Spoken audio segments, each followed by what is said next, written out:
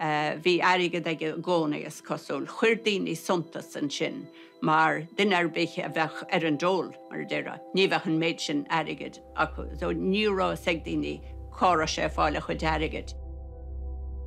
Only a couple of months into his time in Deirge, when a young girl ran naked into the local police station one night to report that she'd been held prisoner in Howard's flat for 3 days, being subjected to assault, sexual assault, tied up with a noose around her neck in his wardrobe. She managed to escape only by jumping through the window, out the window of the house onto the ground, and as they ran naked from the house.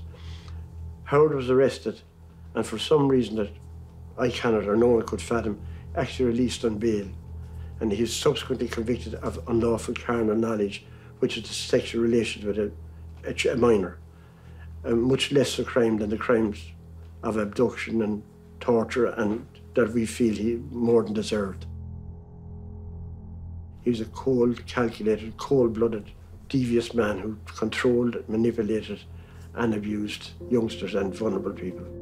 The police then, through their lawyers, announced that they were making an application for PII.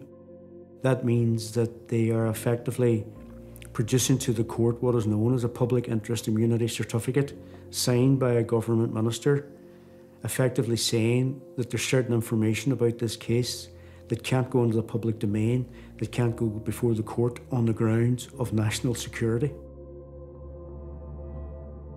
Iad a ban úsáid as shift úsáidtí de ná chun spíodóirí nó gníomhairí nó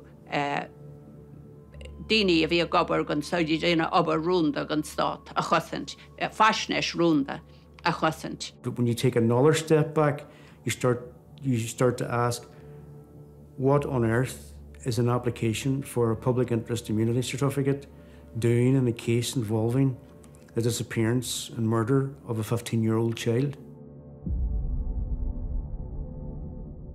What on earth is going on here? When Pat Quinn gave evidence at the inquest, before she even was questioned and before she gave her evidence properly, her opening words were to the effect that, sure, we all knew that Howard was an informer.